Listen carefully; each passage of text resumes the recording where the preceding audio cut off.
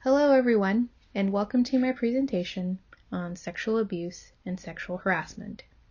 My name is Janai Alexander. I am an LPN to BSN program student at Indiana State University, and this is my health education program for community health nursing. The population at risk are all individuals.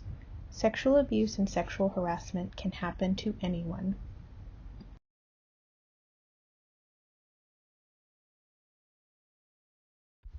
Today's learning objectives include: number 1, the learner will be able to define sexual abuse and sexual harassment. Number 2, the learner will be able to define consent. Number 3, the learner will be able to identify warning signs of sexual abuse and sexual harassment victims. Number 4, the learner will be able to explain what to do after sexual abuse or sexual harassment occurs. Number 5, the learner will be able to discuss the effects of sexual abuse and sexual harassment. And number 6, the learner will be able to discuss prevention strategies for sexual assault and sexual harassment.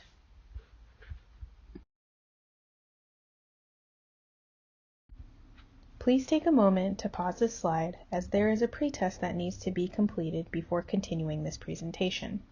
Please copy or paste this link into your browser or smartphone, or you can click the link below in the description to take the pretest.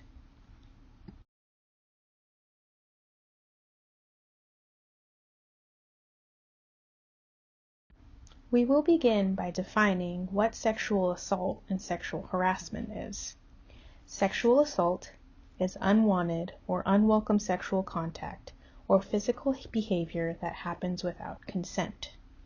This can look like attempted rape, unwanted sexual touching, penetration of the victim's body, or forcing someone to perform sexual acts. Sexual harassment is unwelcome or unwanted verbal or physical harassment in a sexual nature in a non-sexual environment, such as school or work. Sexual harassment also looks like unwelcome sexual advances and requests for sexual favors, also known as quid pro quo. Sexual harassment also looks like negative comments towards a certain group. They can also be unwanted sexual photos, emails, texts, or jokes referring to sexual acts or sexual orientation. Now we will define consent. Consent is an explicit agreement between individuals that engage in sexual acts. Consent needs to be given freely and clearly communicated.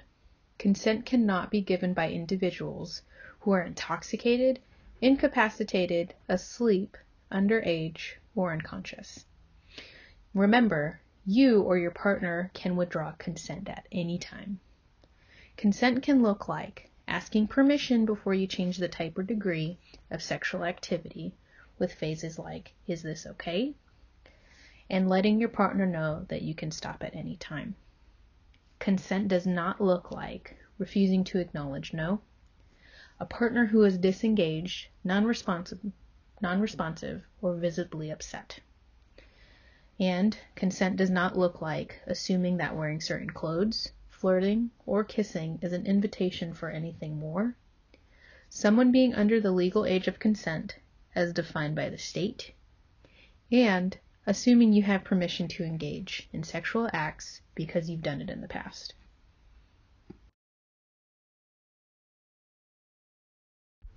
Now we will identify the warning signs of victims of sexual assault and sexual harassment.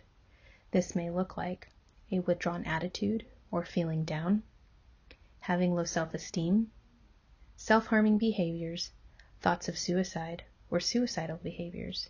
They may exhibit anxiety or worry. They may avoid certain places or situations, or they may withdraw from usual activities, interests, or hobbies that were enjoyable in the past. You may see an increase in drug or alcohol use. There may be a higher incidence of sexually transmitted diseases or unusual weight loss or gain.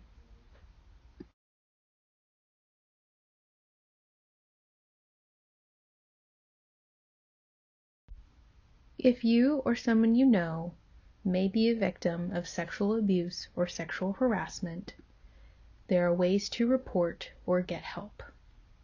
If you are seriously injured or in immediate danger, safety is your priority and please call 911.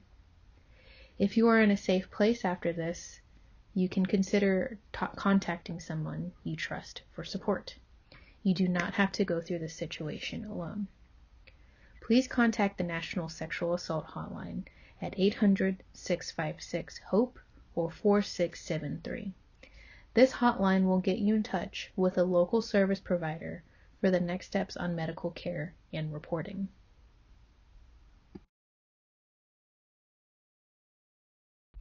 Next, we will discuss the effects of sexual abuse and sexual harassment. There are emotional, cognitive, behavioral, physical, and spiritual effects. This can lead to anxiety, depression, post-traumatic stress disorder, panic attacks, difficulty concentrating, substance abuse, and suicidal ideation. This person may also feel anger, fear, guilt, betrayal, powerlessness, and humiliation. There are physical effects that can be seen as headaches, fatigue, sleeping and eating disturbances, and increased stress levels.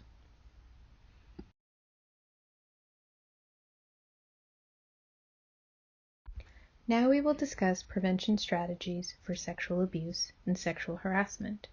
Having safety in numbers, going to safe locations, and being in touch with somebody you trust until you are safe on your smartphone is a great way to stay out of dangerous situations. Having exit strategies and being aware of your surroundings is also a great way to stay out of situations that are uncomfortable. The best way for bystanders to prevent further sexual assault or harassment is if you see something, say or do something. For sexual harassment, always maintain your safety and do what you can to intervene. After an assault, stay with the individual once they are out of the situation and accompany them to safety. Always escalate your concerns to an authority, supervisor, or another employee in the workplace, and you can always call 911.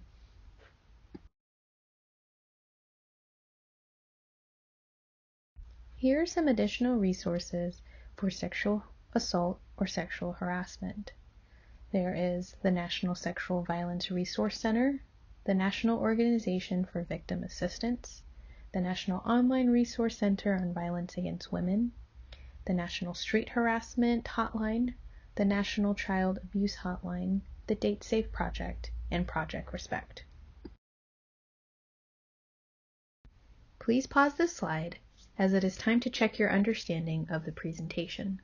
There is a post-test that needs to be completed, and you can copy this link into your browser or smartphone, or click the link below in the description.